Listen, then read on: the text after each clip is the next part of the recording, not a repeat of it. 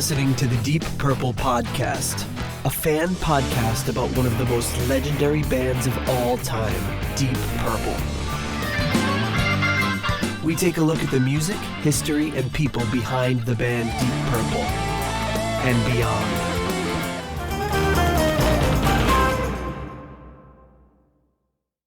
Welcome to the Deep Purple Podcast, the first and only podcast devoted to one of the greatest bands in rock history, Deep Purple. Today's episode is episode number 226, Rainbow, live in Passaic, New Jersey, December 1st, 1979. And coming to you from the suburbs of Chicago, where the gnocchi are always pan-fried, I'm your host, Nathan Beaudry. And coming to you from the suburbs of Providence, I'm your co-host, John Deep Purple Matola. Deep Purple. Did you have anything else lined up, or are you just glad that you mispronounced that? No, well, yeah, pretty much both. Okay. I mispronounced Deep Purple because I was talking too fast or whatever before we started recording. He was so hyped up before the show. He was here. He took a bunch of speed, as he always does before the show, to keep up with the excitement. And everybody can tell by my cadence and the rhythm of my voice. I'm always just hyped up on speed. That's why he yawns so much during the show.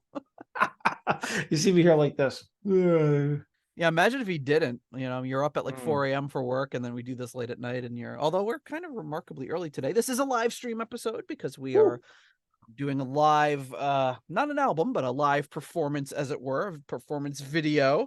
And we've got the live stream going. So who knows who may drop in during this episode, but we got quite a few folks already enjoying us. And well, I shouldn't speak for them. They might not be enjoying us. They're joining us on the chat. So thank you to everybody.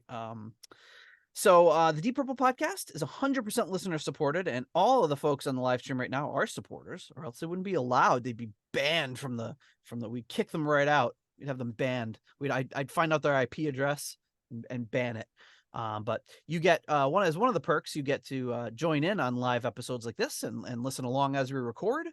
But you also get access to our patrons only Discord, where you can chat with all these fine folks on Discord, and you get access to our ratings spreadsheet, so you can do your own math as to how wrong we got it with our ratings. Other ways, if you want to support our show, you can leave us a 5-star review on Apple Podcasts. You can buy some merch at our Etsy store. And then you can also become a patron on Patreon or on PayPal for as little as $1 a month.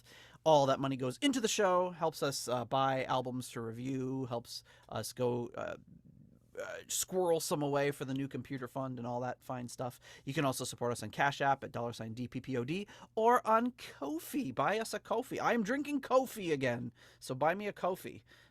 Coffee is expensive, man. After 11 years of not drinking coffee, I go through a drive-thru, I'm like, holy crap. Really expensive. Even like Dunkin' Donuts is like $3 for a tiny small coffee. No frills, no macchiato, blah blah blah, just like a coffee. I don't drink coffee, so I don't know. Well, I used to be able to say that, but I'm back. I fell off the wagon, or got on the wagon. No, I fell off the wagon. I'm off the wagon. I always forget. Are you off? Are you off?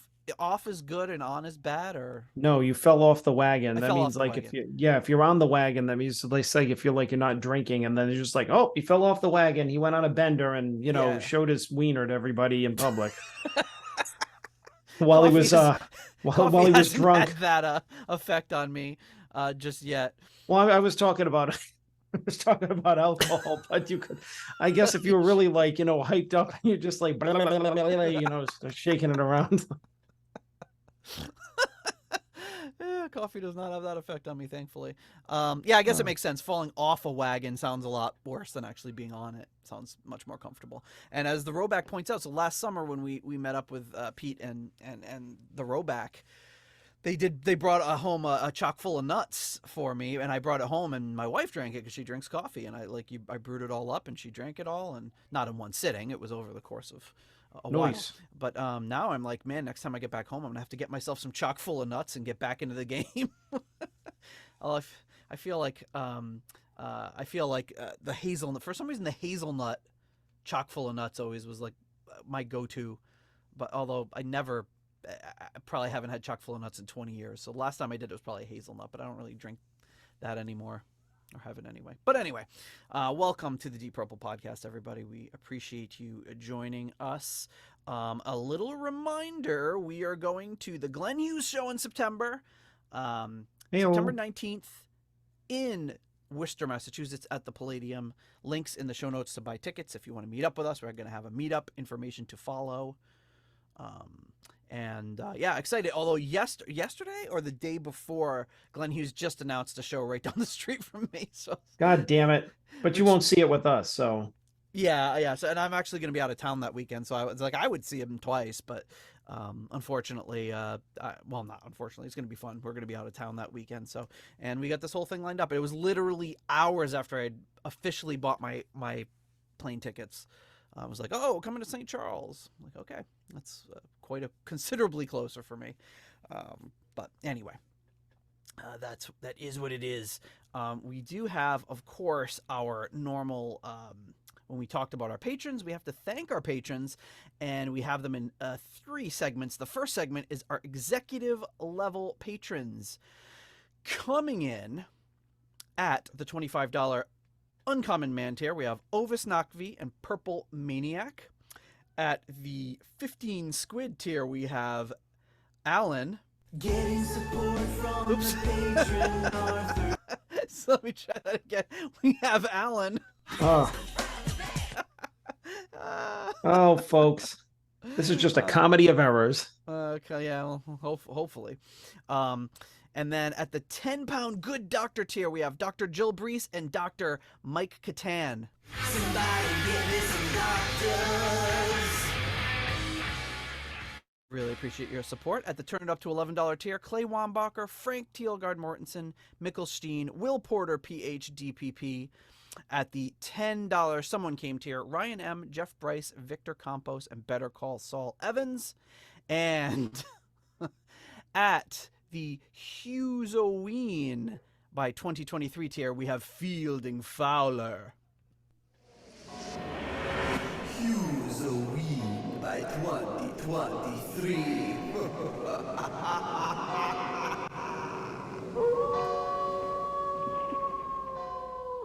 It's actually 2033. I messed that one up.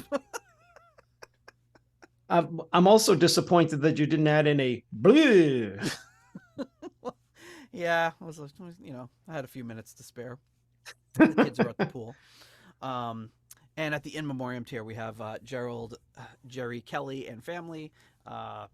Thank you to them for their support. Okay, so that's what we got leading up to the show. But there is one more thing. I'm gonna break out something a little that hasn't gotten any focus in a while, and hey, the return of the Flexitone, and that means we have an Apple Podcasts review. This one comes to us from Bumble77 from the UK. 5 stars. Title: I love this show. The review is as follows. I discovered DP via my eldest sister's record collection in the late 70s, specifically Come Taste the Band. So there you go. Thank you very much, Bumble77. Now, is Bumble77 the 100th? Sorry. Oh. But you know what? As I said, I believe last episode, we are one review closer to being at our 100th.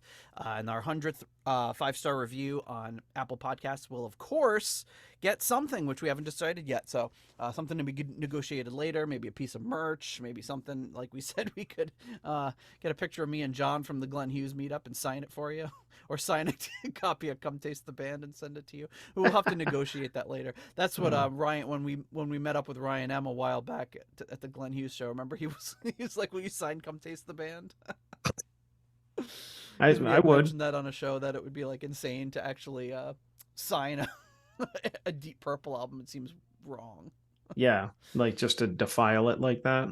Although you do see that picture of the Ian Gillan signed copy of Come Taste the Band floating around Deep Purple channels, and I would really love to have that, but I would not have the balls to ask Ian Gillan to sign it if I finally got to Ian Gillan. I'd be like, oh hey, would you sign this copy of Come Taste the Band? I'm afraid he would I throw would me out. I would have that to be like the last, like have him sign like, Clear Air Turbulence and like all these other Yes. albums that mean a lot to you, and then at the very end just be like, also, and then this way if he kicks you out, it's not a big deal. Yeah, just make sure I have the other albums firmly tucked under my arm so I can run for it.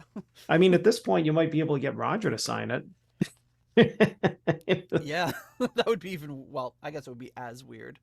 Um, I was talking with Ovis on and off about, because he sent that California Jam book and it's signed by Paice, Glover, Paice, Hughes, Coverdale, and John Lord, but there's no Ritchie signature. So when they announced that he's playing that show in November, he's like, you need to have that page like removed and somehow like put it over like put Post-its over all the other signatures and like put it on a pick guard or something and be like, will you sign this? And then he signs it, and then I could take the page back and like insert it back into the book, and it would be like the only signed copy with Ritchie's signature.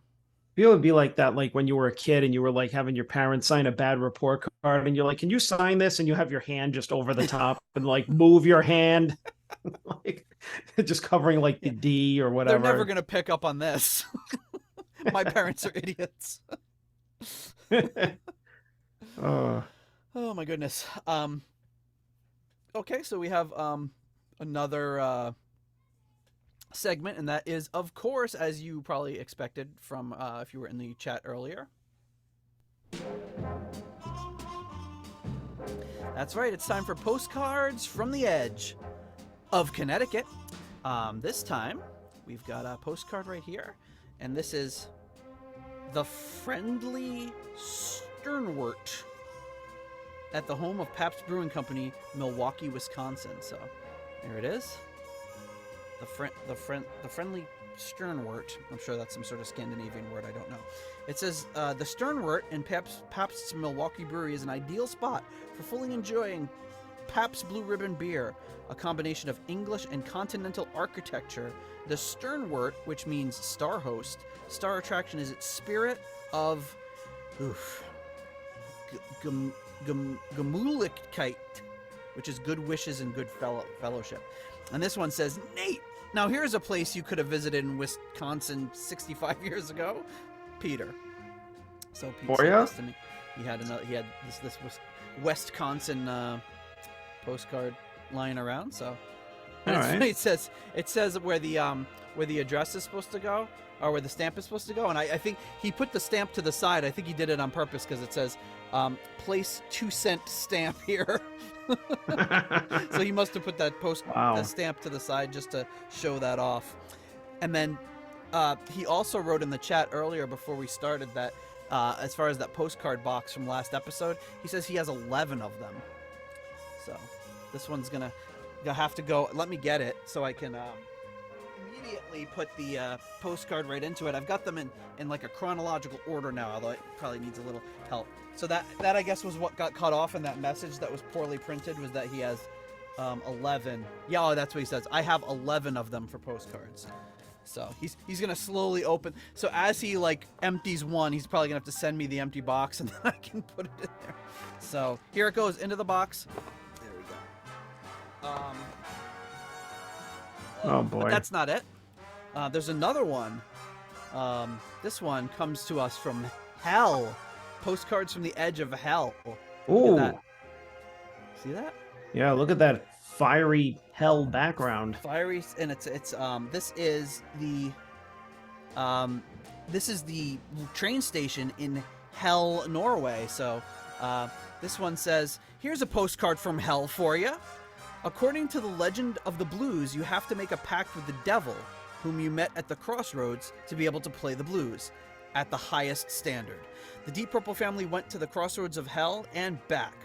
John Lord, Mickey Moody, and Bernie Marsden, and Tony Ashton even received the Ambassador to Hell Award.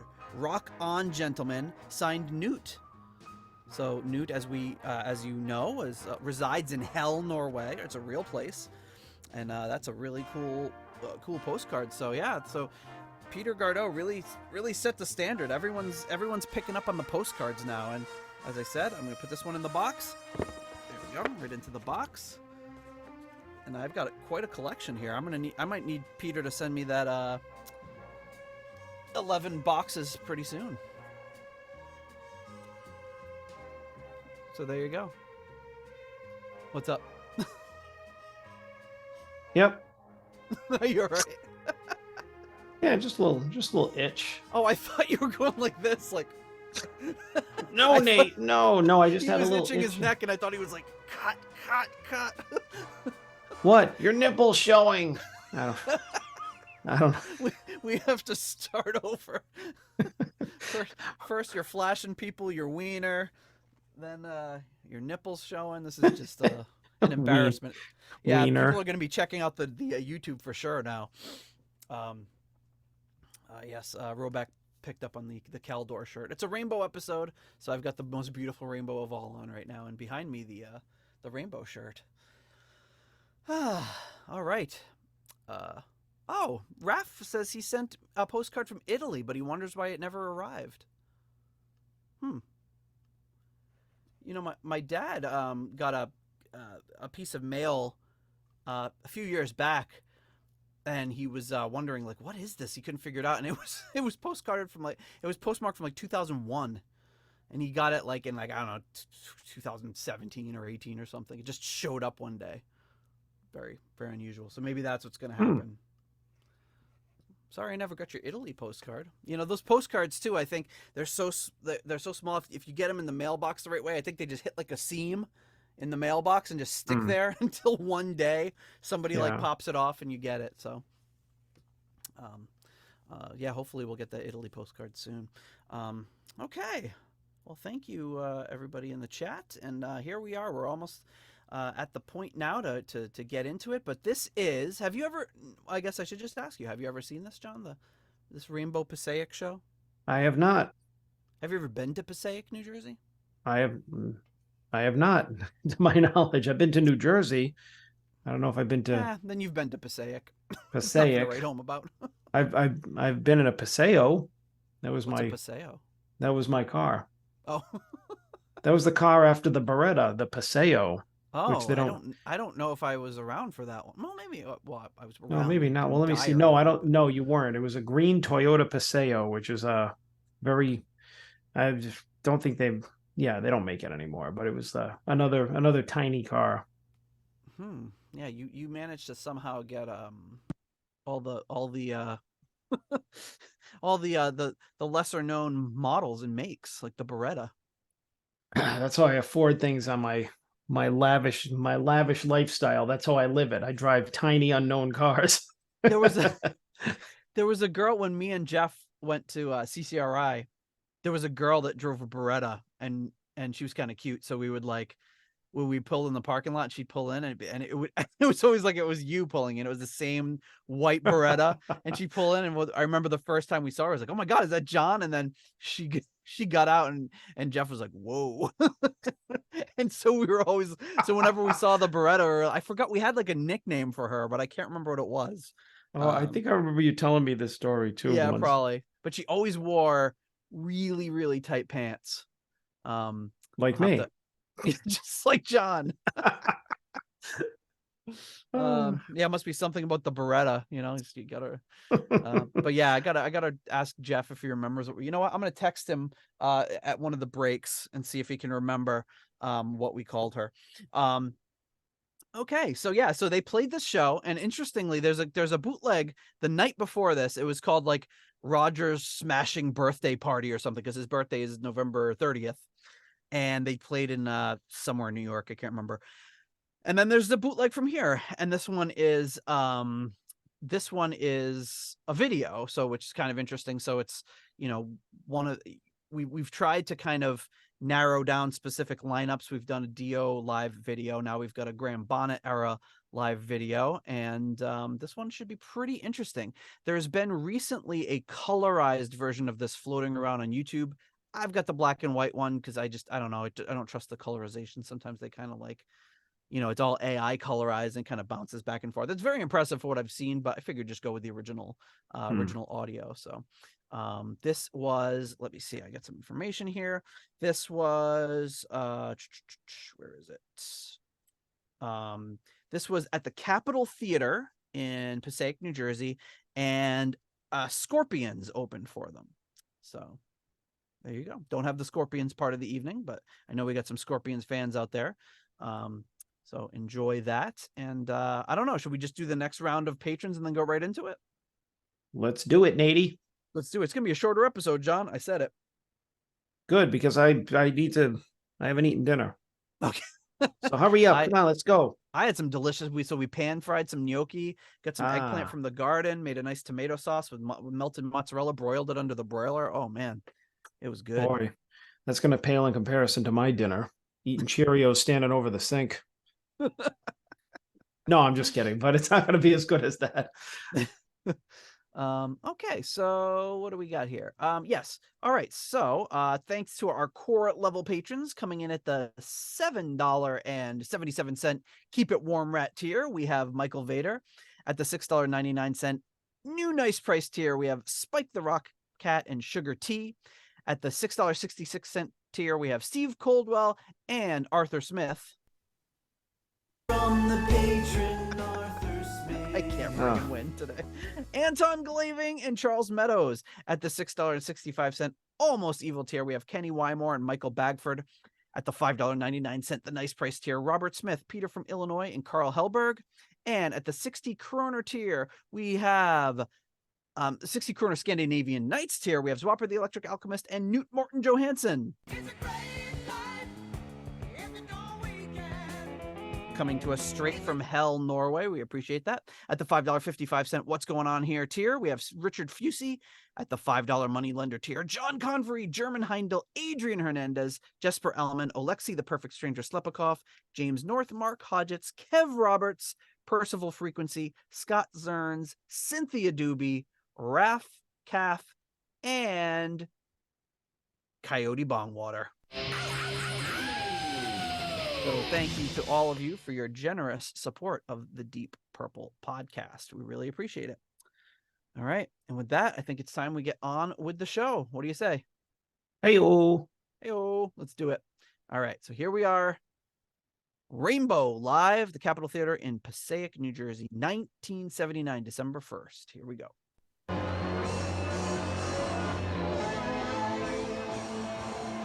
This is an old VHS tape, so it starts a little...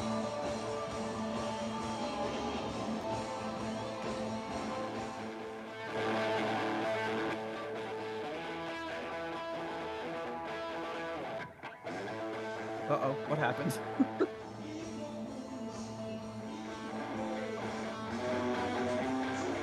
What's going on? You have to start it over? Or? I don't know.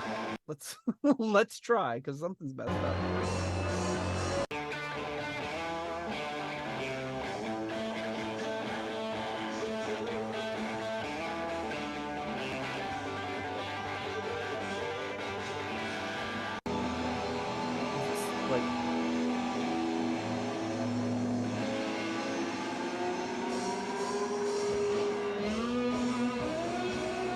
I don't know if the audio from that part of it was a little screwed up because it was the beginning, but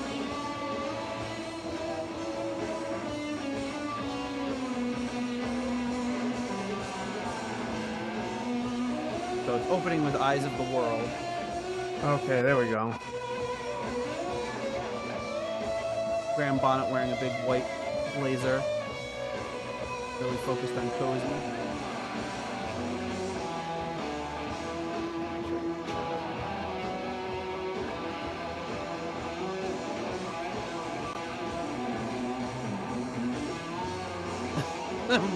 Mark Robex at the beginning of the video is like the Apollo 11 footage. Now is that Don Airey? It's Don Airey. Yeah, he's really shaking his hips.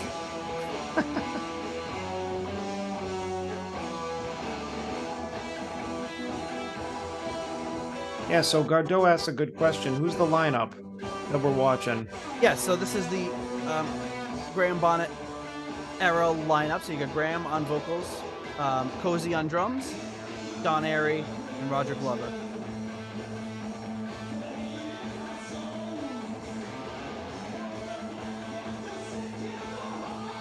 I didn't realize that Jim Carrey was in Rainbow. Does look a bit like him. He looks a lot like when he was in friggin' in Living Color. He looks like young Jim Carrey. There you go, like the what was his dumb bit? Was he like fire marshal or something? Fire Marshal Bill, friggin' That's what it was, yeah. yeah. Roger doing some backup vocals.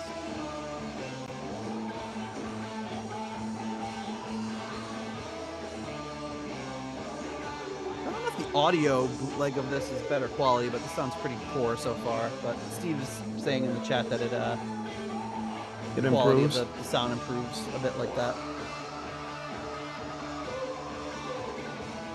I mean, man, the guy's got a monstrous voice, but I do have to agree, like his look does not go with this band. You're agreeing with Richie? Well, what about Don Airey? Is this wearing like a windbreaker back there or something? Yeah, but he's got long hair. But Richie doesn't care as long as you got long hair.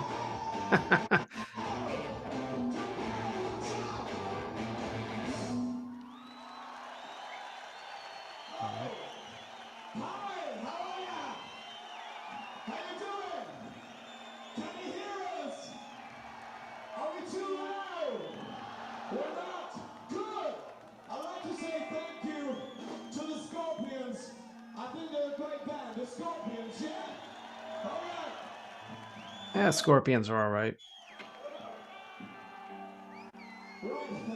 Here's another track. I hope you've got it. I haven't. Yeah, it is kind of a Miami Vice look he's got going on. Like we got Graham Crockett. Going into Love's No Friend now. Yeah.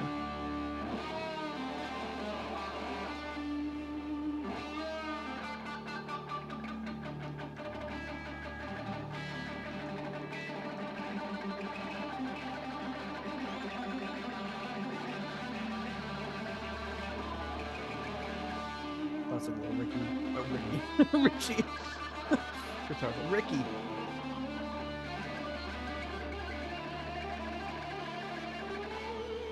In the next song, I might need Raph's help with pronouncing. Or maybe it'd be funnier if I pronounce it.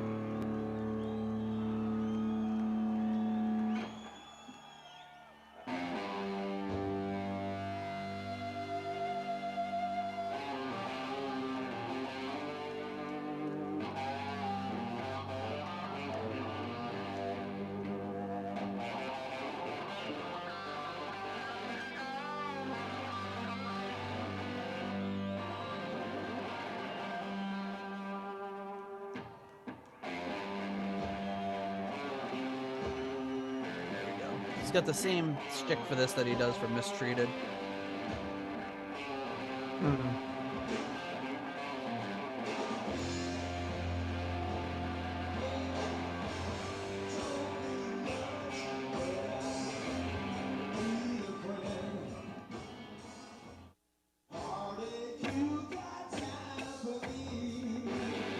one might be one I have to EQ a little better for the audio episode.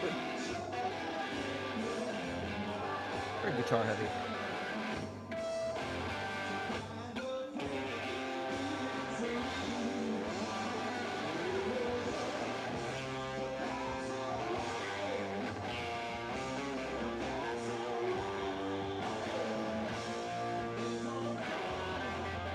Looks like Don Airey has kind of the same setup he's got now. Yeah.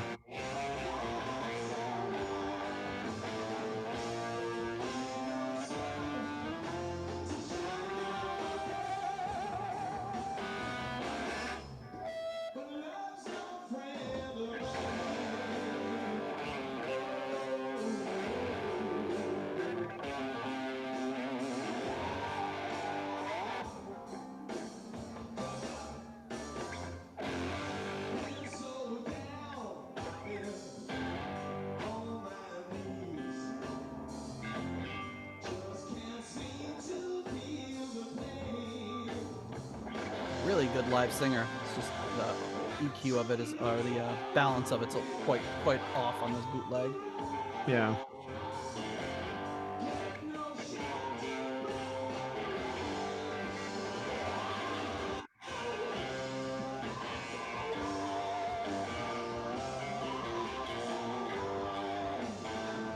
Yang Wei has entered the chat.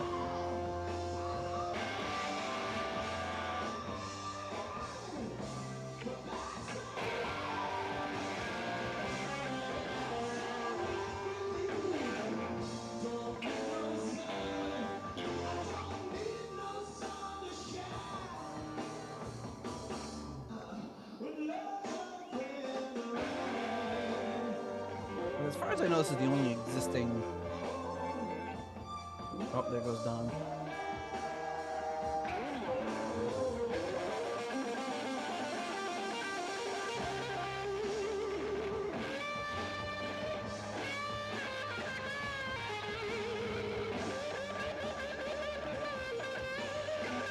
Rich said he was late to the chat because he was getting a haircut.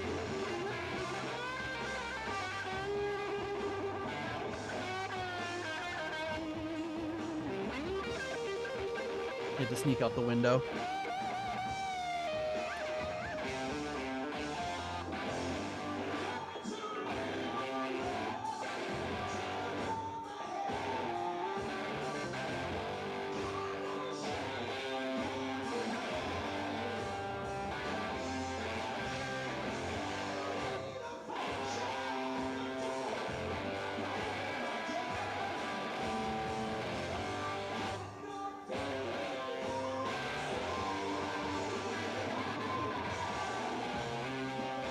Too bad Cozy's kind of lost back there. You don't really see him at all. Yeah, I was just thinking that. Like, it looks like the quality of the video where the cameras are, they're really not going to catch much Cozy action. Not like the last one we did. They had a great camera on him.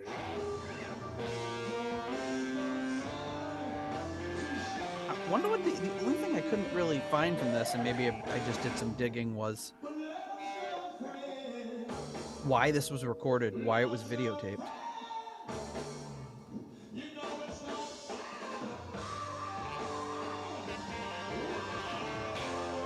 Like, usually there was some purpose, like it was going to be on TV.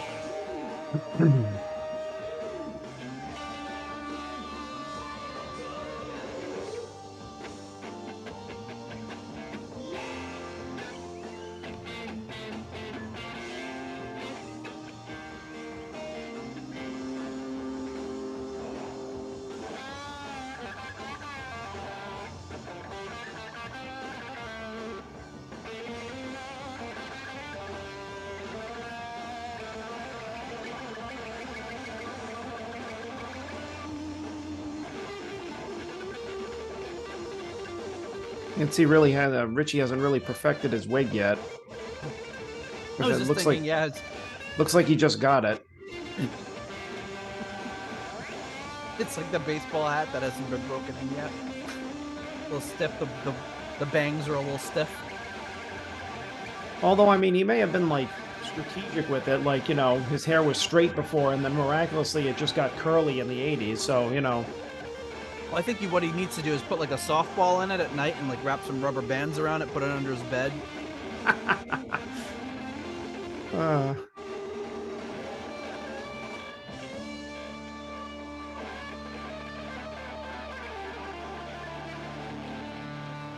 It looks like Grant Bonnet was like putting his finger up to the audience. 1 minute. Let Ritchie do his thing.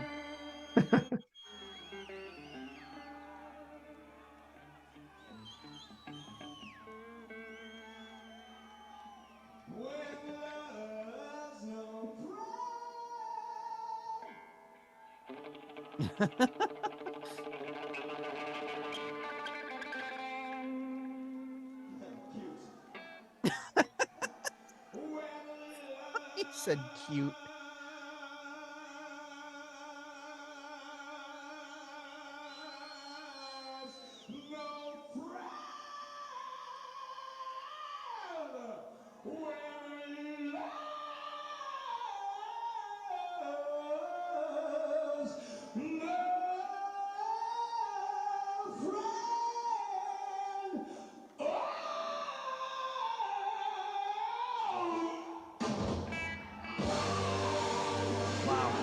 That's impressive.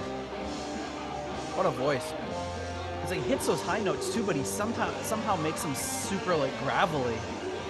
Like it's like a gritty scream where like I don't think Gillan and Hughes have that same grit when they're singing at that. Yeah, he's got a different voice. Yeah. It's cavernous. Hmm. Large cavernous voice. All right, Raf Calf. Let me see where Raf is so I can unmute him. You need to tell you. Okay, I'm gonna unmute Raf, and he's gonna pronounce this for us.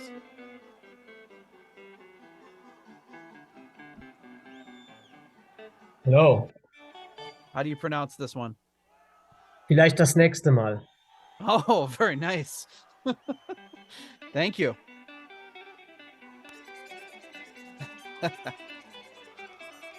Mine would not have been as good as that.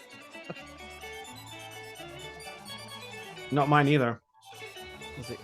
Let's see. Vielleicht das nächste Mal.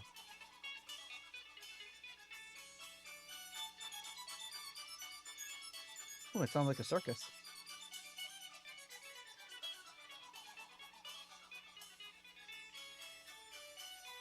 The CHS is pronounced like an X. Okay.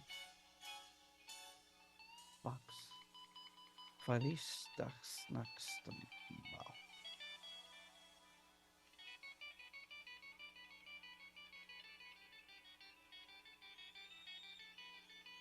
The audio just got really thin for me. Yeah, the audio, yeah. That happened to anybody else? Yeah. Yeah, I think it's just some inconsistencies with this. Okay.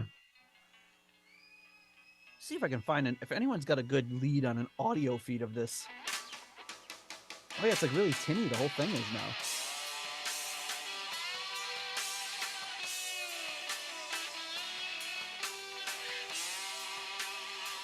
Yeah, so Lost in, what am I talking about? I was gonna say Lost in Hollywood. Down to Earth was released in August 1979. This is December 1979. Oh, there we go. It's like you're on an airplane and your ears just pop.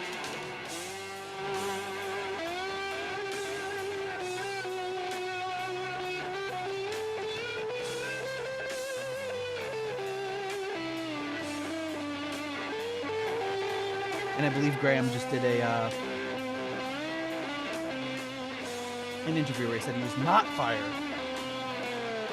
He left willingly, but I feel like everybody says that.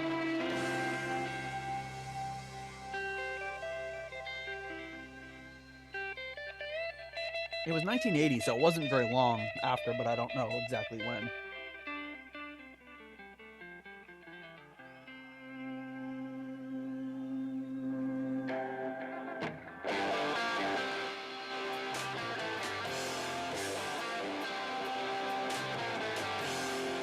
Right into All Night Long. So Raph, you said it was butchered. So this Valichnach das Maximal. Oh boy, Nate. Sorry. I don't know. I don't know German.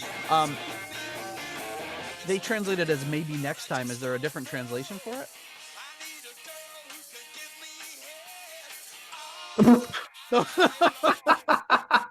All right, that was very clear.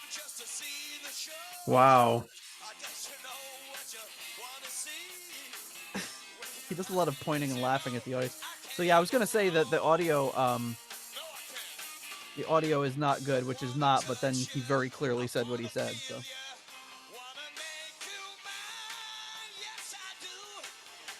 Yeah, good thing they didn't do a Highway Star.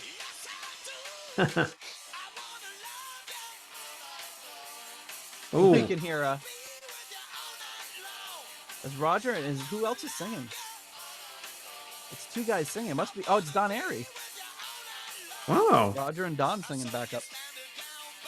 That caught me off guard a little bit.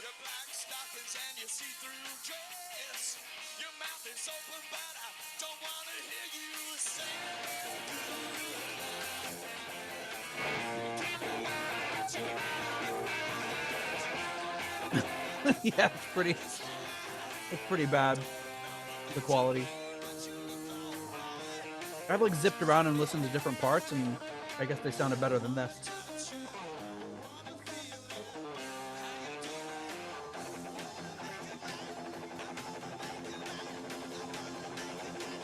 You know, it sounds like it's could be like a soundboard recording.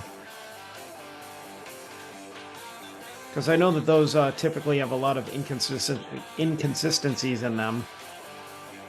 There's got to be a bootleg floating around that it could edit in. Not on the YouTube though.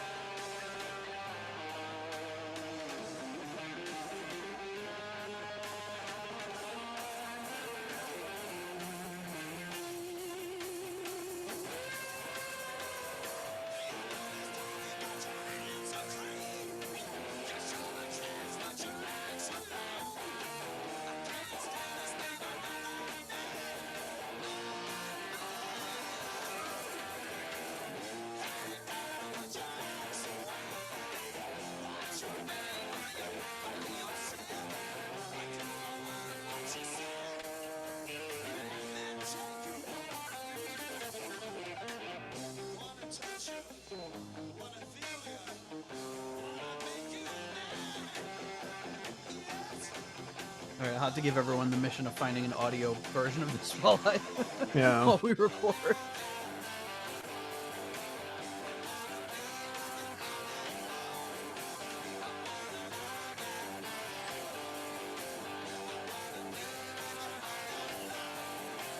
Or else we'll have to rethink this episode.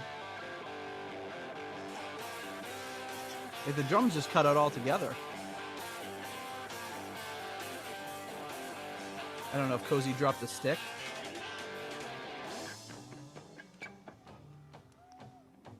Now we get serious. I hope you guys are all good singers. Are you all good singers, yeah? Do you want to join in with this song? Well, talk to me. Do you want to join in? No? Yeah? Yeah? Yeah? Yeah! Go! Let's sound a bit louder. You want to join in? Yeah!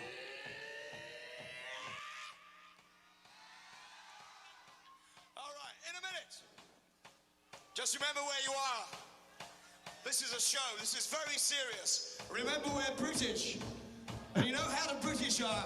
They're very cool. Very boring people. No, they're not. He's really going stream of consciousness here. I wanna love you. Your time's coming up soon. I'm gonna love you. Wait for it.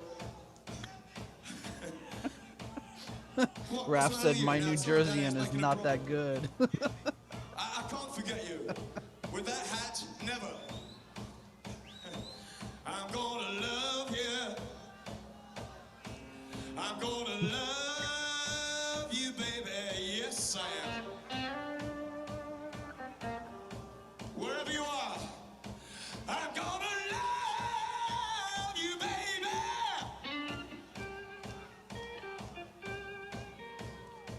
Right, now it's your turn. And wherever God is, he's gonna give me light to see you people down there. God, can you hear me? Let me see the people, please. Where are, more. Right. God. 1, 2, 3. Oh, I can't. You might not take kindly to that in New Jersey. All night. I want you to sing back to me all night. All right? All night. All right? All right? All right? All right? All right? All right? All right? Now listen. All night. All night. All night. All night. All night. All You can hear the right. crowd pretty well, better than you can hear the drums. All night long. All night long. Is it long? How long? 6 inches. What is with this guy? There must be some good singers down here. Let's look at these guys down here. Yeah, you're a good singer, yeah? Right. Oh, he wants the mic. All night. All Oh, wait a minute, sounds like young he's lady. dying. I've got to get down. Whoops. How you doing, darling? All right? All night! All night. I'm getting back up. That's too good. That's too good. Hey? She's giving him give me a something. song? She's like, All can you make? She's like, can you make sure Richie gets this? He puts it on the floor. He just puts it down on the ground. He's like, Richie's never gonna. Maybe that was the score for the concerto. all night!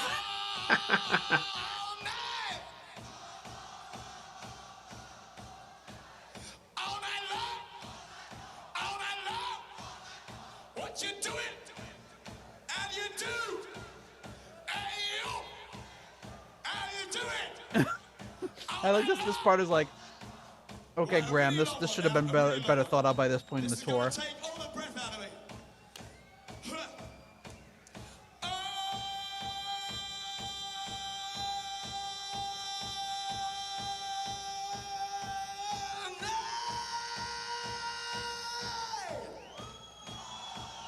Great set of pipes. Oh yeah. Better than me. Okay. Not bad at all. Thanks a lot. Here we go. Oh. Night with you. I mean, I can't think of many situations where I've seen them actually go into the crowd and like hand them the mic and let them sing. Yeah, that was pretty interesting to see.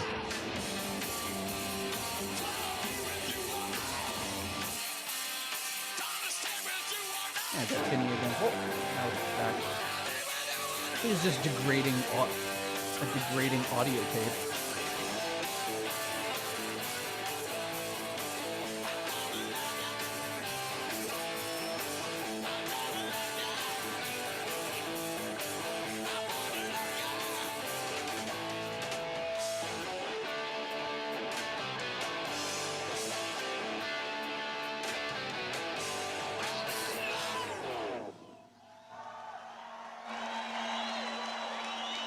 That was good. Thanks a lot. Good singers down there. Very good singers. Oh boy, is that hot or is that hot?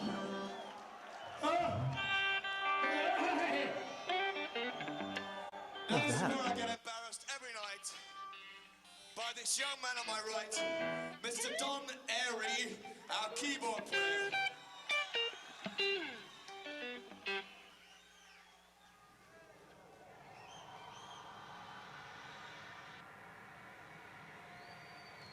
Go on, Don. He gets embarrassed every night.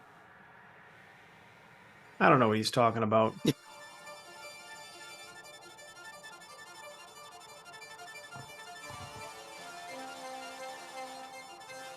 Hey, Graham Bonnet, like, great vocalist. Don't know if I'm loving him as a front man. I mean, he's pretty zany. I like it. I like how this sounds like a science documentary on Nova.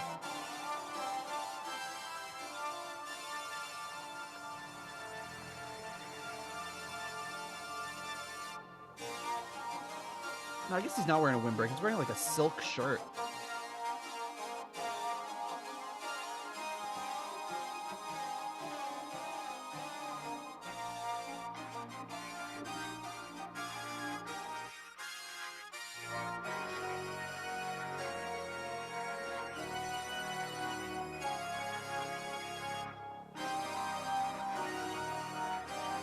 Roback says it's a great escape era, Charles Bronson. Is there a Charles Bronson era where he didn't have the mustache?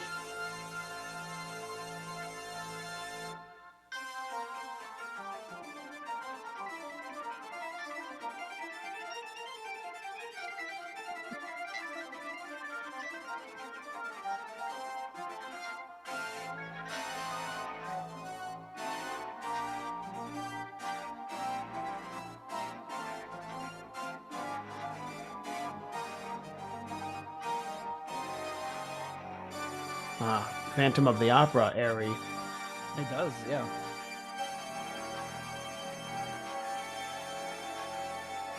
I don't know if it's just the audio on this bootleg, but it does sound more like more like a church organ.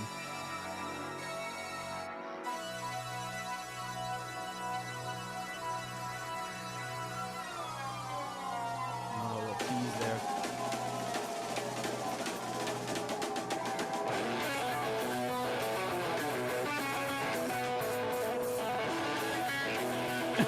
Ritchie sounds like he's kind of flubbed a little bit at the beginning there.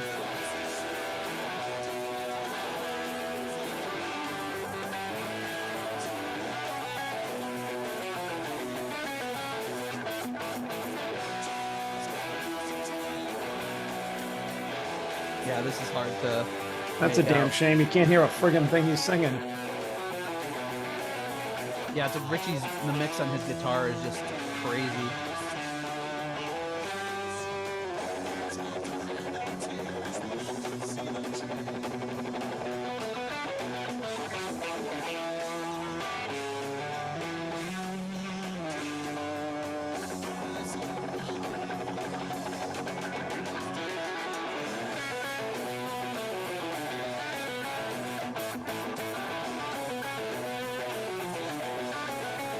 Oh, sorry, this is Lost in Hollywood. There we go. Yeah, it's a little hard to tell.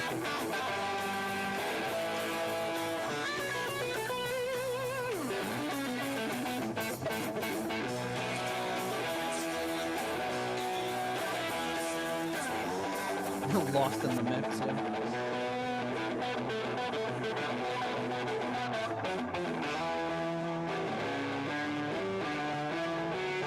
Yeah, all you can hear is the guitar. Yeah, I think Scott's theory is correct about this being a some sort of like direct soundboard thing. But it's weird because sometimes it sounds really good but quiet. Sometimes it sounds loud and it's just guitar. Either way, it's kind of a mess.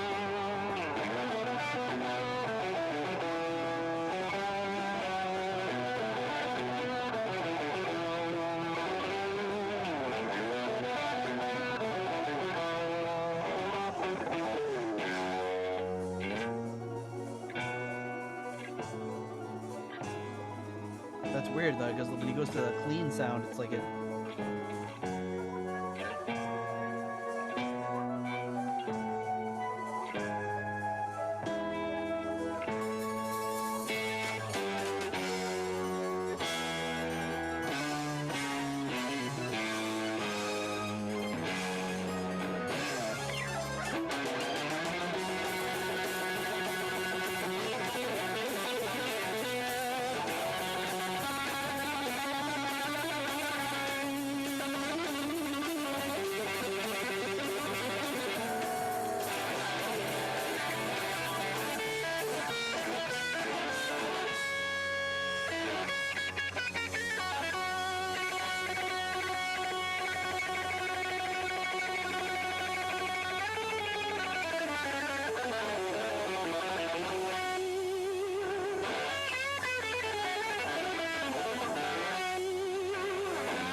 And I think this is an extended guitar solo. Gardo asks if this is the Steinbrenner bass, but I think he's playing the Explorer at this point.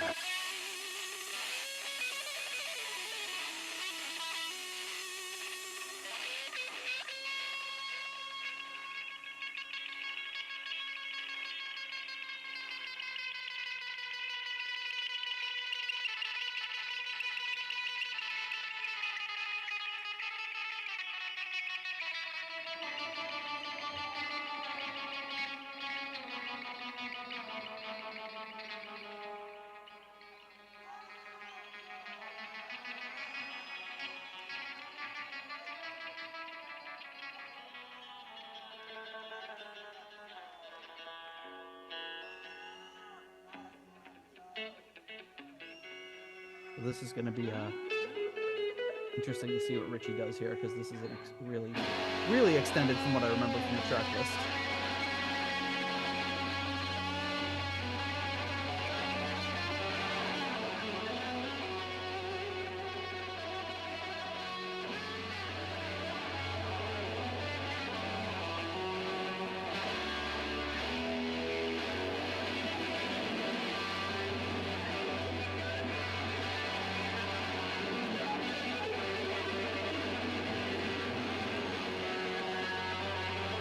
Yeah, I wish we had this camera angle for California Jam.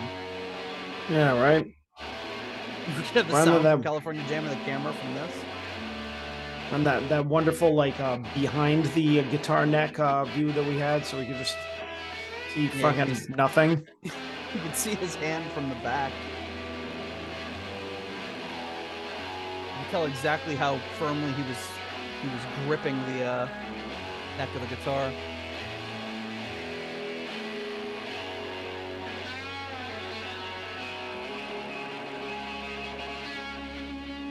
And I want to know who that woman was that was passing the thing on to Graham.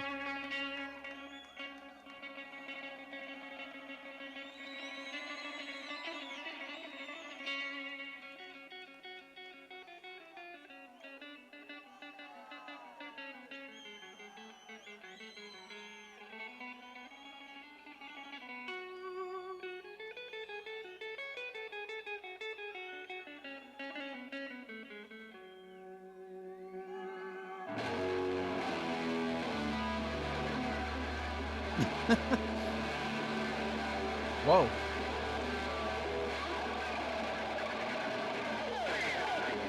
Oh yeah, he's doing the sliding it across the monitor speaker.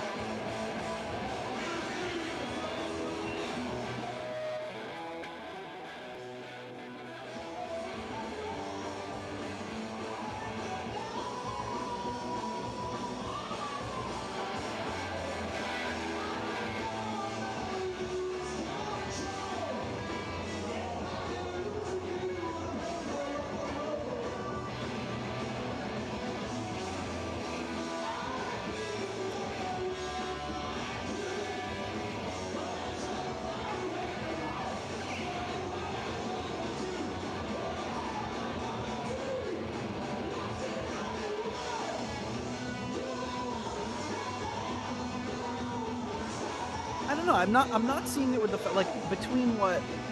I mean, I guess you could say the hair length thing, but between what Don Airey and Roger Glover are wearing, I don't think he's that unusual. I mean, I guess if he came out, he was wearing like jeans and a t-shirt, he might look a little more like rock and roll, but You think it's the blazer? yeah, maybe. And you know, he does have the slick back hair. I mean, you know, it does make him look a lot more like a lounge singer. I just think like visually Yeah. for That's fair. a band like this, it's kind of especially coming from where they were with Ronnie before, like the type of band that they started out with, you know, seems like a little odd. Like, I mean, you know, you do listen with your eyes too.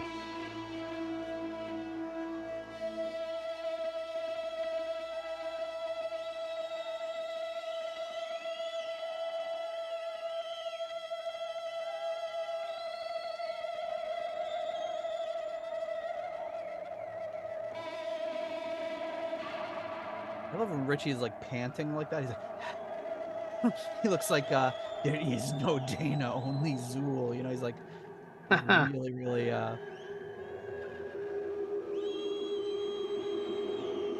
He's goes to like a completely different plane.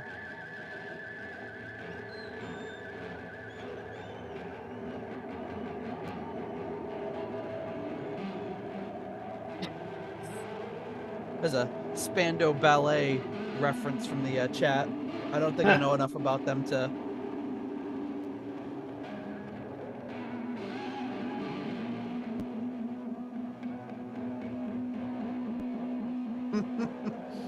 Although I did just Google image search them, and I have to agree, it does look like.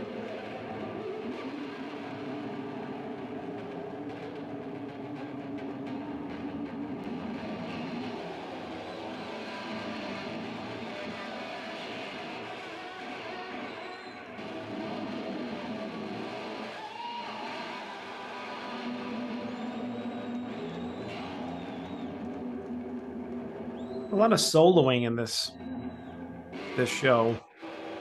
And but it's a pretty good set list too. So they it's not like, you know, some of these shows will be like they play 6 or 7 songs with just huge long solos. There's a lot of soloing, but it's still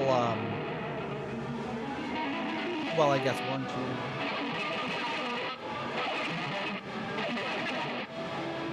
9 or 10 songs, I guess.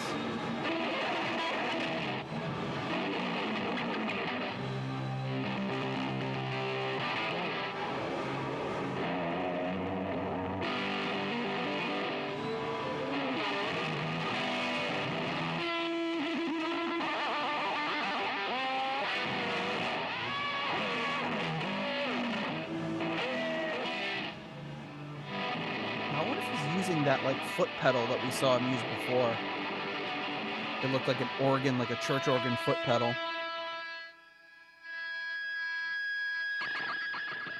Some sort of, it sounds like there's some sort of guitar synth involved. Making all sorts of crazy.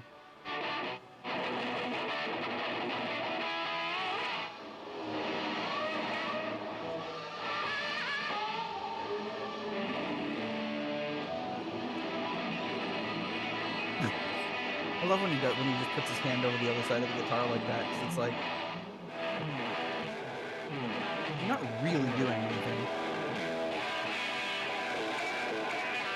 Yeah, but it looks cool. Yeah, it's,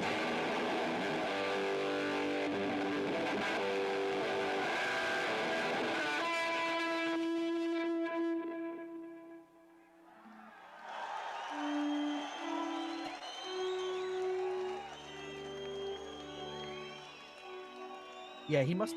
Oh no, maybe Don Airey's backing him up at this point. I wonder if he's like flailing around like that and everything. It was if he was ever afraid that his wig was going to fly off. I mean, come on, it's a real concern. Yeah, I mean, I don't know. How do you affix those things? I mean, back then, I don't feel like they have as good a technology as they do now. They had some sort of like scalp glue, or if you had enough hair up there going on, but it was thinning, you could like really clip it in. Yeah, maybe get a weave. Or like, you've seen those guys that have like those horns surgically implanted in their forehead? You could have like the little buttons surgically implanted in your scalp, so you could just click them right in. I guess. And you think he'd be sweating like crazy.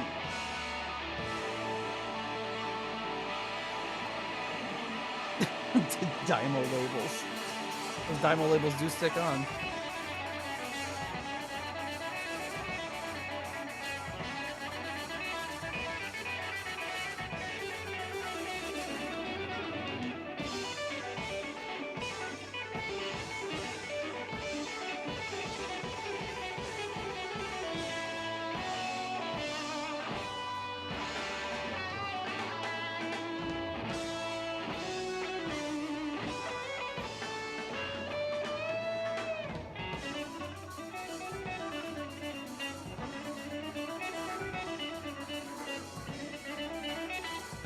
I think that's Glover's.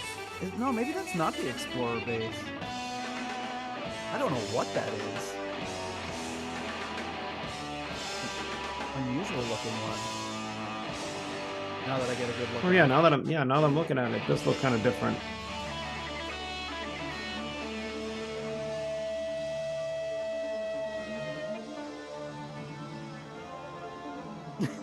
He just like nuzzled his guitar. I love the sound of his synth on this.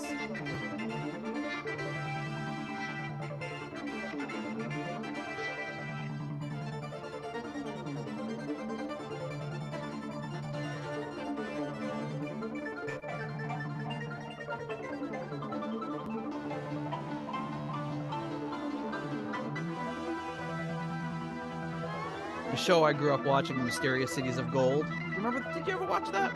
What is it? Called The Mysterious Cities of Gold. It was like a cartoon that was made like partly in Canada, partly in France, and partly in Japan. It was about these like kids there were this kid from Spain who went to the New World in South America, and No. but this was the soundtrack. Like it sounded exactly like this, the entire soundtrack for the show. So whenever I hear like a Moog thing like this, I just think of that show.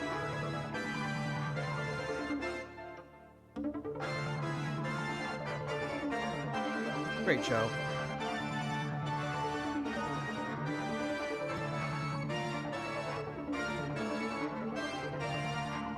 ELP comparisons in the chat here.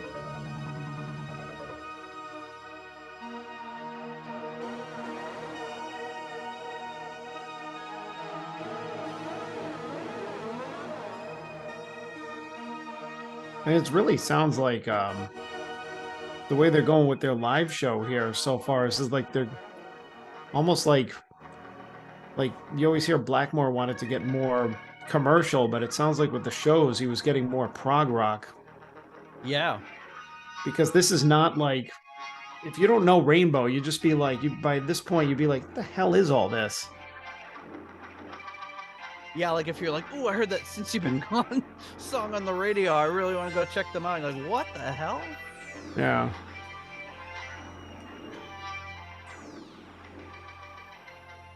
I don't know if there's a spoiler or not, or if it's common knowledge and I don't know, but did they perform anything from the Ronnie era?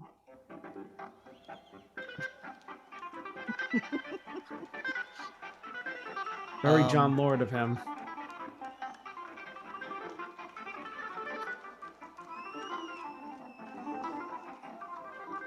Wow, not very fast.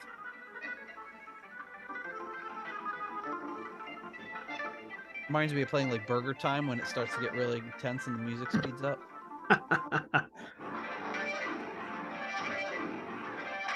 Yes, they do just do some Dio era stuff.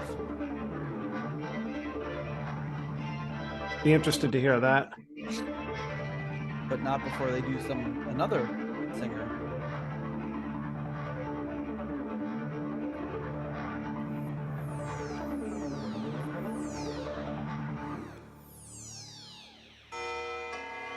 Oh, this is like what he does now.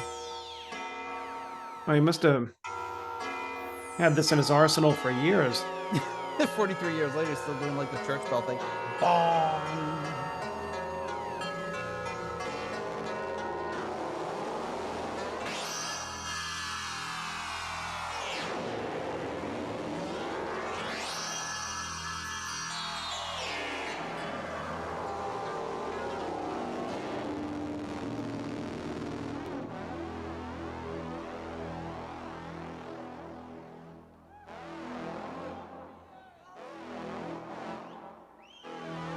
Looks like he was start going into knocking on your back door. Oh, he's doing Jaws.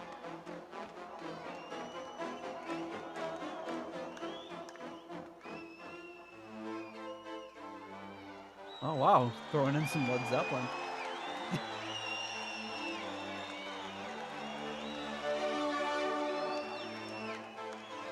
Oh, how playful he's being. He's being very playful. From Jaws to Led Zeppelin. I can imagine when he's doing like all of my love. He looks over at Ritchie and Ritchie's like giving like shaking his head. Nope.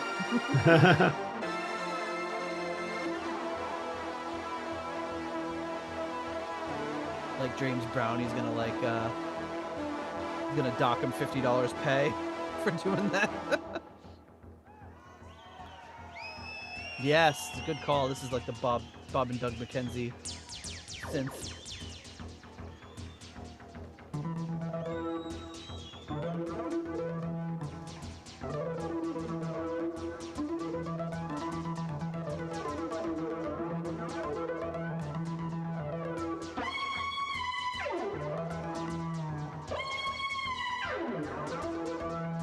His hands, his style of like how he's playing with his fingers is different. Like now he's got like the hook, kind of like his fingers are all bent, and here he's playing more like straight fingered. Well, it's probably because fingers got sausagey, and so he had to change his technique. Maybe, yeah. You got a case of the sausage fingers.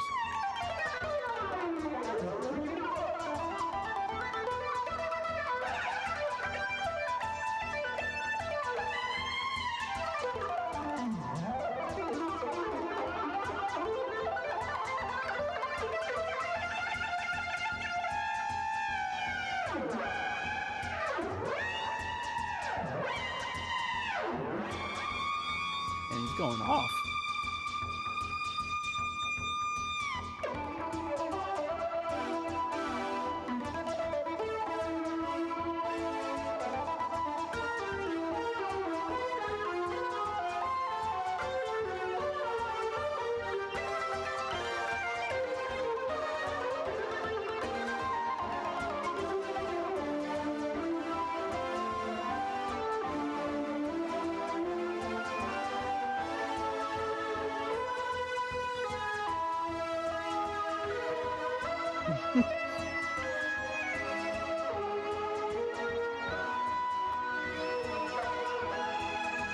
It didn't get as many cheers as the Led Zeppelin did.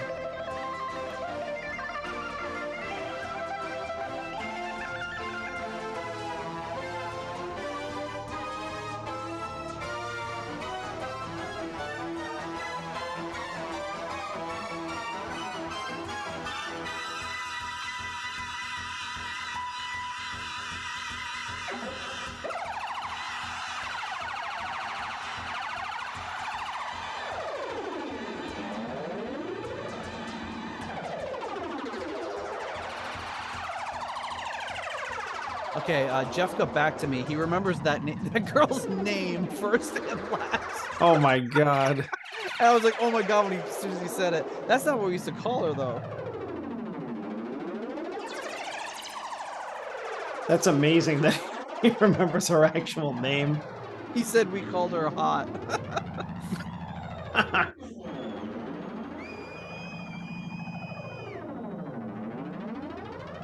I'm not going to say her name on the show.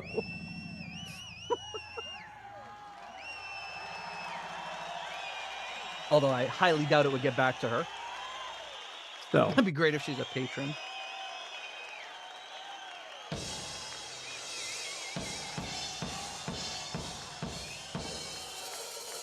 Yeah, you're going on probably a half an hour of solos in a pretty short set. It's only an hour and 15 minutes. this is insane right now.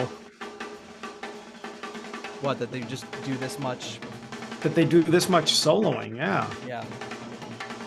I mean, I'm not saying it's not cool, but I mean, Ritchie has even at this time, had a vast catalog that he could pick from. Not even Rainbow, but I mean, even if he wanted to do just Rainbow,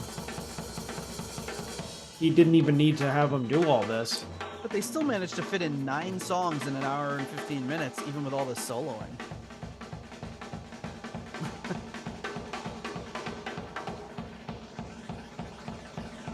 Wow, it sounds like a flange on the snare. I think it's just poor audio quality. Peter pointing out that All of My Love had just come out when they did this, so it must have been a radio hit at the time.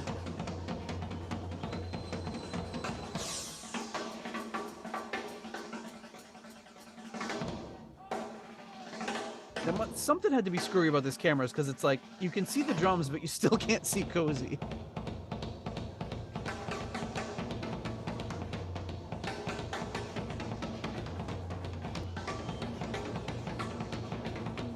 You can see his shag. You can see his shag hairdo, and you can see the way he holds his sticks, but that's about it.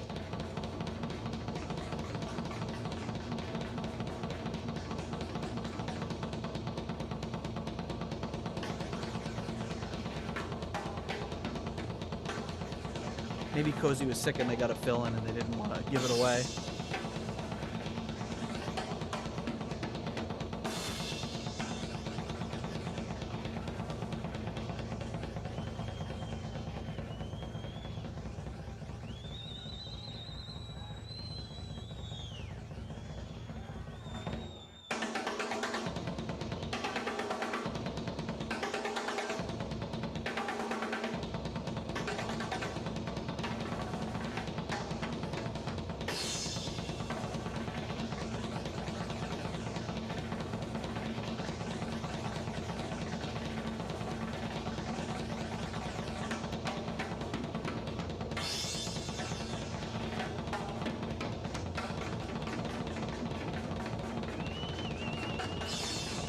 Pretty killer solo, though.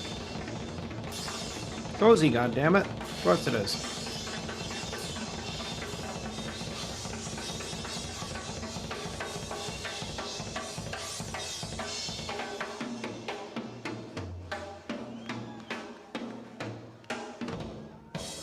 It seems like the solo instruments have the audio on them is better than when the whole band's playing together. I don't know why that is. Yeah.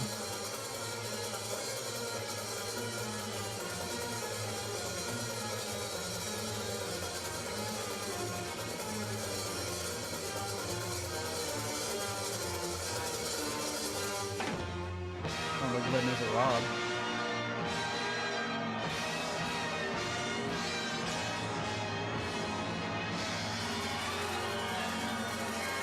was already doing this? I didn't realize he was doing that this early. Oh, I guess he did it during the Rio one too. So.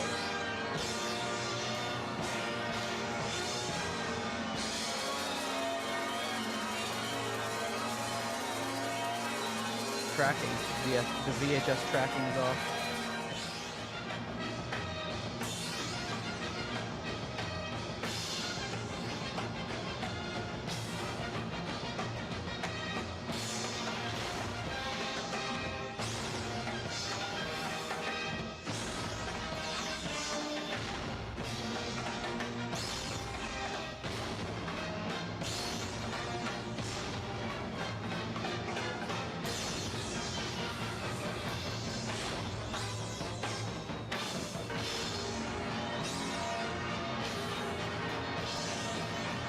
Yep, the shot's straight on camera, straight at him.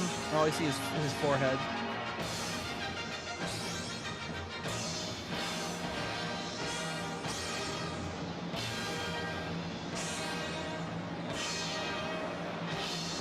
I don't know how they're going to segue into the next song here.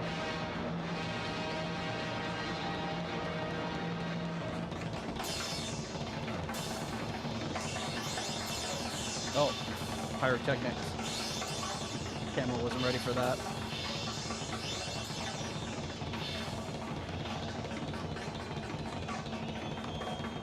Oh boy, we're gonna have to put a warning on this if you have prone to seizures.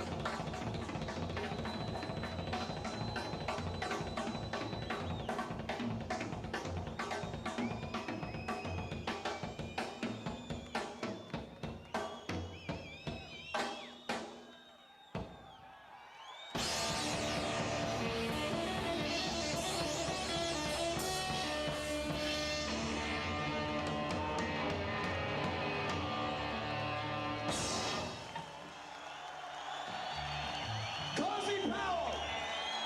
How about it? Oh, yes. Oh, there we go. We got to see him for a minute. Hey! He like peeked up above it. Looks kind of like Dudley Moore.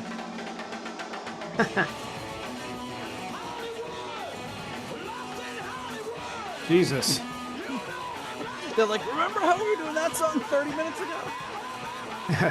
Yeah, since then I took a nap, I had some dinner, I called home.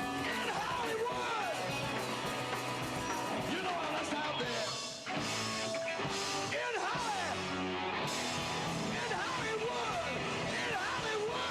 It ain't no good.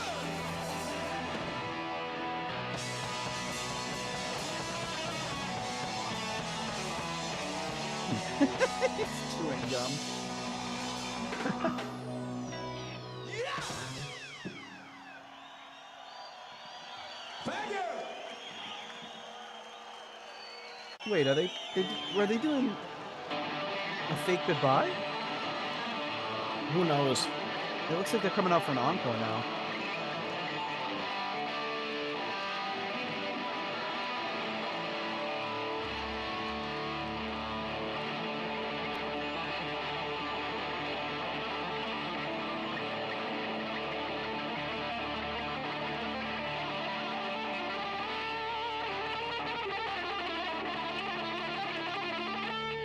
Scott is thinking that Richie just smiled, but I didn't see it.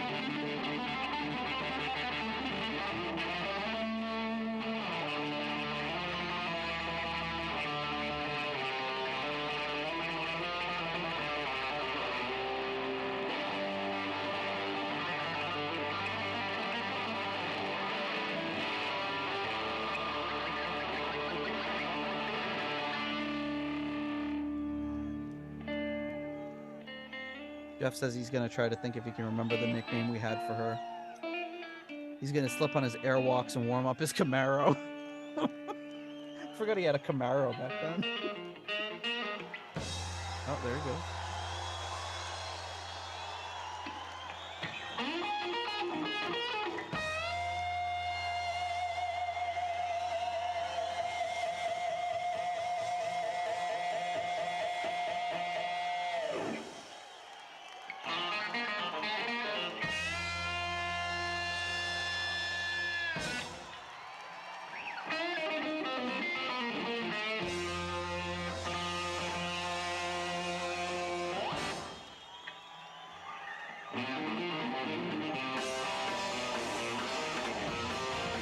can hear Graham Bonnet sing Lazy.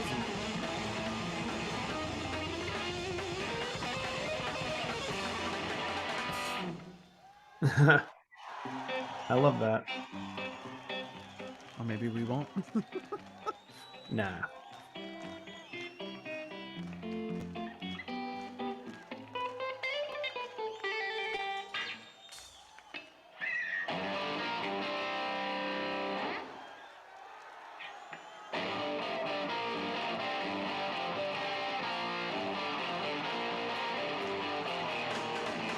It's just a tease with Lazy.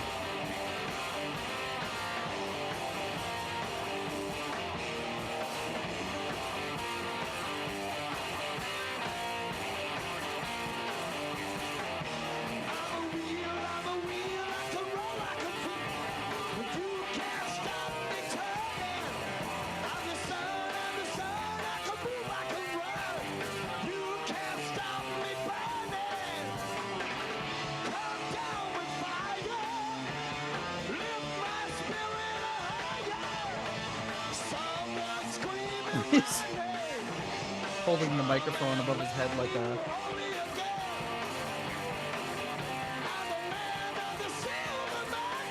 like it's a periscope that he's looking into in a submarine. He's singing it pretty well. He's doing a great job. I mean, it's not Ronnie, but he's doing a great job with it. Like, he's got the voice for it.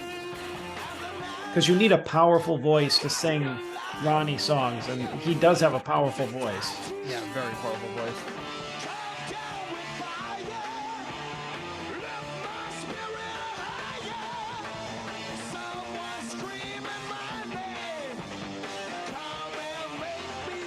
It's almost as good as when David Lee Roth did it.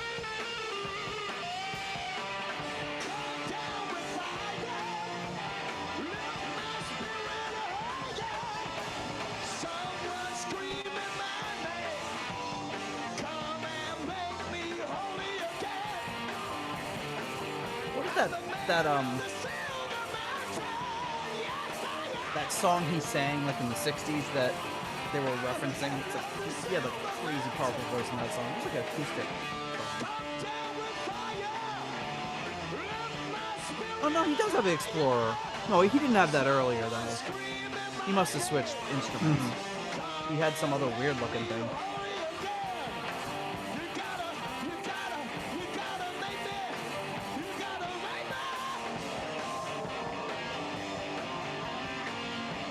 Roger opted for the bandanas after this and the hats. Yeah.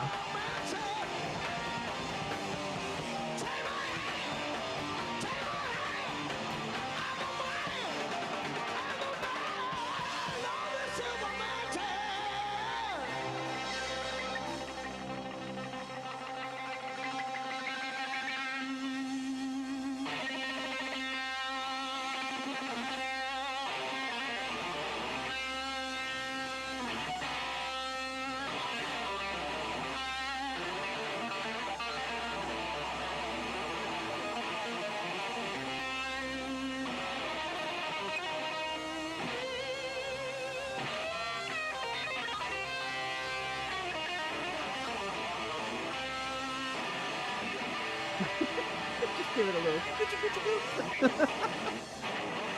He's doing the curly slap.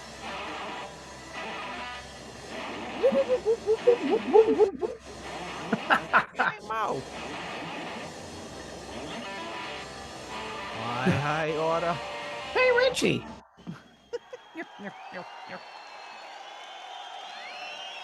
You oughta what? I had to be a little more careful. Ritchie blues, yeah.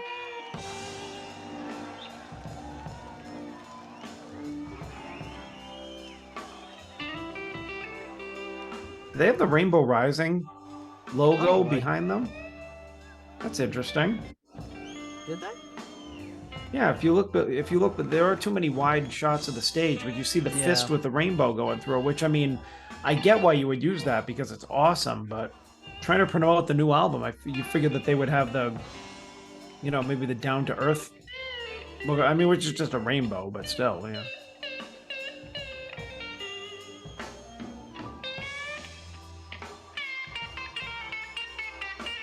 Gardo has sent us a link to Silver Mountain, Idaho. I wonder if that's the basis for this.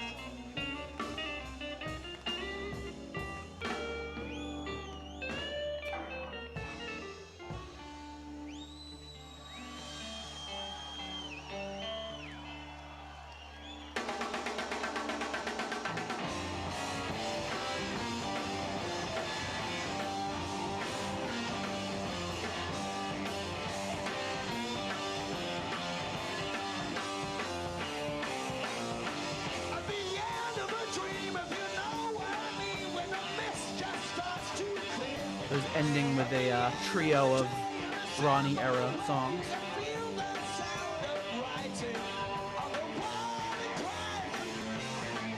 It's the least that you can do. Like a smile along the wall. I don't like this one as much with Graham Bonnet.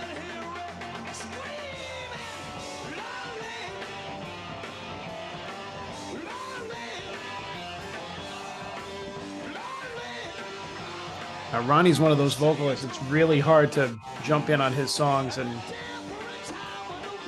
equal how good he is. See behind him the Rainbow Rising? Oh yeah. Well, cheaper than making something for the new album.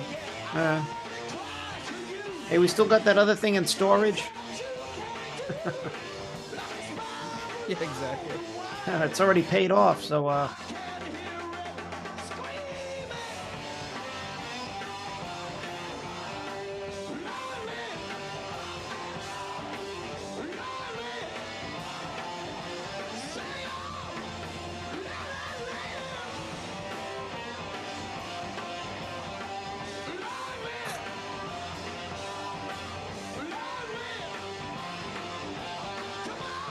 tell back there, I think he fucked up.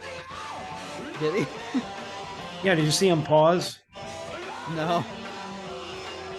I think he thought maybe Ritchie was going to go into a solo, and then he missed the first line.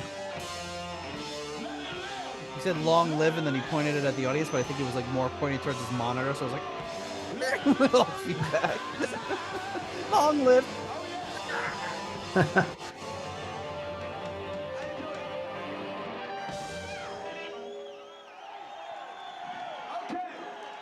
Thank you. Bye-bye. Thanks a lot.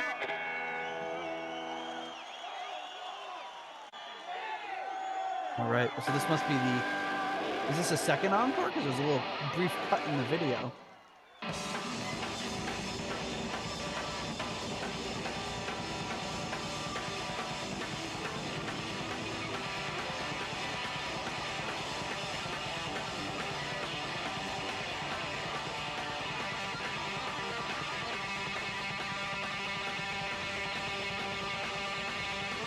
There's a ski area in Silver Mountain, Idaho called Jackass Ski Bowl. You mean Nate Ski Bowl? Oh! Hey-oh! He zinged me but good. I told that story, right? It's like when I first heard that there was a such thing as jerk sauce, I told my brother, it's oh, it's you sauce. Yeah. I don't think you're alone. Many brothers were at the receiving end of that joke. Yeah.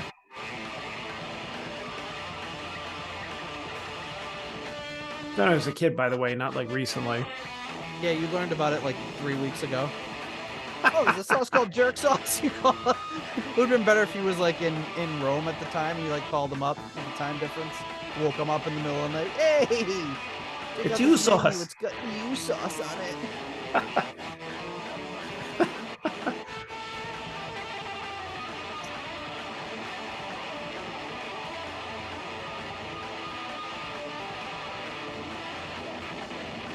I like that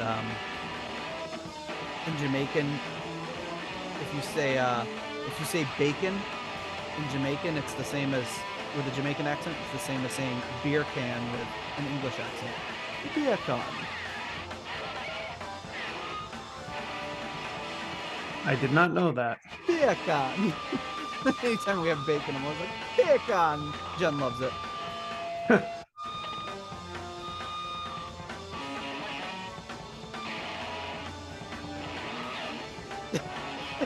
Richie's just strangling his guitar, scraping it all over his amps. Yep, he's done. Oh, he's smashing it into the amp.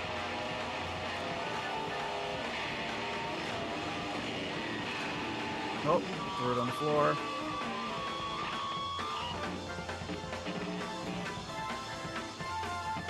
He Like always he's always does that same skipping thing, like he's skipping always like around. skipping along the same. Like if he had a basket, he'd look like But it's hard to take him seriously because he's just like, all right, is he an angry man or is he just skipping around the? Is he like carefree and he looks like he's carefree. He's skipping. bipolar? Well, it's just kind of one of those things. I think when he doesn't have a guitar, he doesn't know what to do with himself. He's like,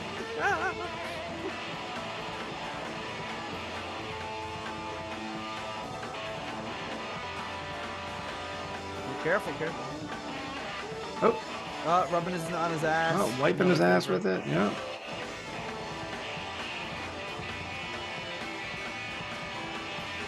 Oh, something's on fire. The amp's on fire. Not surprised. Not surprised. Yeah, the whole stage is like covered in smoke now. Which is probably not part of the act.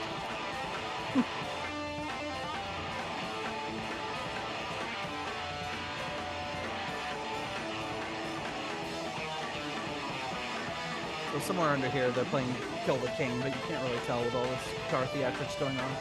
I mean, you got to admire, like back in the day, like before everything got all PC and everybody got all, you know, too cautious about everything. Like, you know, all these guys just really went for it. I mean, you think a lot of them are lucky to be alive. Yes. Like, you know, let's mess around with electricity. This can't go wrong. Especially where we come from, that had some pretty tragic results. Oh yeah, absolutely.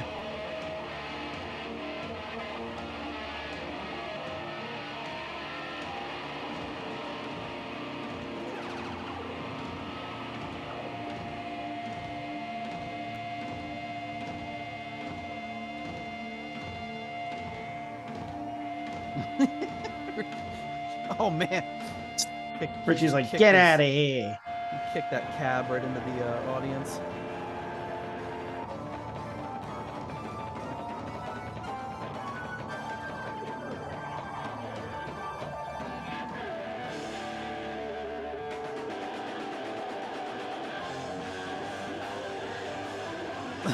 He got another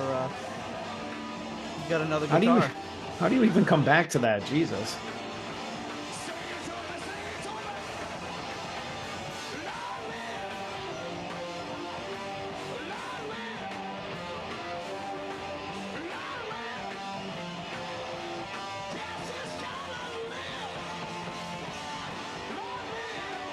Yeah, back in these days, they didn't space the crowd out too far at all.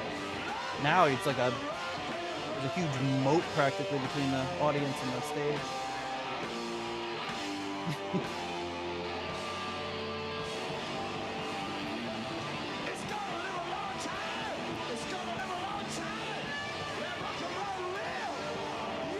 Let rock and roll live.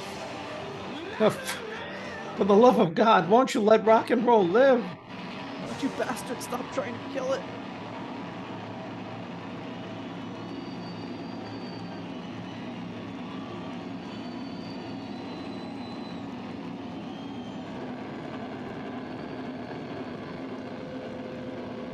Leaving the dying feedback guitar on stage as they all leave.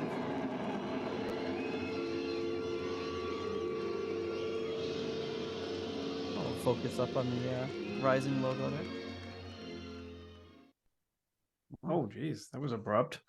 Yeah. I don't think that video was meant for no more encores. Yeah, I guess they did the 2 encores then. But, man. All right. All That was right. interesting. All right. That was interesting. But not half as interesting as our amazing patrons, who we're going to thank right now.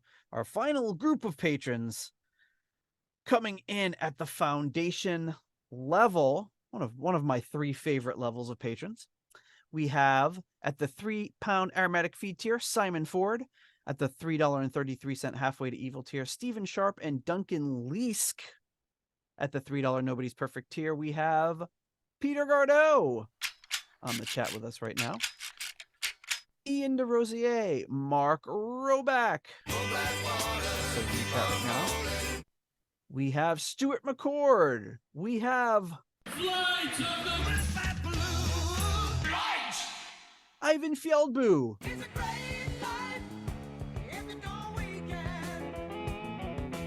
Runar Simonsen.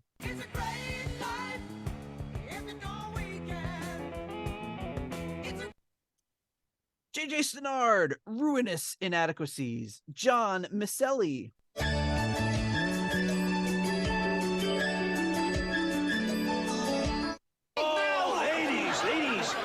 Ladies, take it easy. You're giving me a headache. Probably Michael some Boyette. fish related joke in there that we didn't get. It loses something without the visual. And Corey Morissette at the $1.71 I Want My Own tier. We have Rich, Yangui, Shaylo. At the 10 kroner tier, Karsten Lau. At the £1 tier, Lord Longford. And at the $1 made up name tier, we have the man with the silver tombstone, Leaky Mausoleum, Stephen Somerville, the Concerto 1999 fanatic, Hank the Tank, Private Eyes, Ashen Lionel, Blackmore's Tights. Oh, I'm not supposed to say it, right? No, you're Pops not. is supposed to say it. Blackmore tights. Yeah, that's better. Thank you. And Steve, appropriately down to earth, Kohler. Thank you so much, all of you, for your generous support of the Deep Purple podcast. Woo! And there you have it. A live show, a spectacle, something to watch. Check it out. Check out the color version. Check out the black and white version. Enjoy them both. Pretty interesting piece of history. The only really known surviving footage of Graham Bonnet, full Graham Bonnet live show. Yeah, I think it was interesting. I wouldn't put up there with like the last Rainbow Live that we saw. That was good. This that was a little more professionally done. Yeah, but even so, I mean, you could just like if you kind of look past the the black and white, the sound issues, it cutting out, like just not being a full, say, like professionally taped show. I don't know. I just the performance wasn't as interesting, I don't think. I mean, it was an interesting show in terms of like the it's historically and all the solos and everything, but I just, the set list wasn't as good. I don't know if Bonnet really fit in as well, or maybe I'm just not used to it. Well, what's really interesting is they didn't do Since You've Been Gone. Right. Like, why wouldn't they do that? I can imagine people in the show being like, unless I'm unaware and that single got released like Maybe way they got later. released later, or maybe it was cut out of this show or something. Maybe, but it just seems like crazy that you would not do that. Yeah. Maybe, like Scott says, like maybe it wasn't a hit yet. The album came out in August. This is 4 months later. So maybe it hadn't been released as a single yet. Maybe it wasn't as a big hit yet, but seems weird that they wouldn't do it. But, or maybe it was just Cozy being like, no, I'm not doing that because I hate it. Could have been a lot of reasons. Or maybe Ritchie just refused. Could be any number of reasons. But anyway, there you have it, folks. And I think we did deliver on our shorter episode promise. I knew it was not a super long show. And we'll see if anyone comes through with the bootleg audio from this. If we can replace it with something a little bit better, it might make the audio episode a little more palatable. But if not, we'll release it. Sometimes the audio just doesn't work out. I don't know what to tell you. Yeah, me neither. I think Take some a hike. neighborhood children are upstairs making a racket.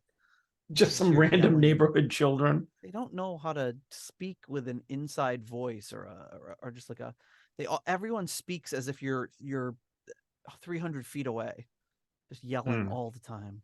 So, all right. Well, I think that's all I got for you tonight. Me too. All right, man. Well, That's all I got. We'll see you all next week. Peace out. Later. Thank you for listening to the Deep Purple Podcast. If you like what you hear and would like more episodes in the future, please donate on Patreon to support the show. You can also leave us a review in Apple Podcasts to help new people discover the show. You can follow us on YouTube, Instagram, Twitter, and Facebook for show updates. See deeppurplepodcast.com for more details. Thank you for listening.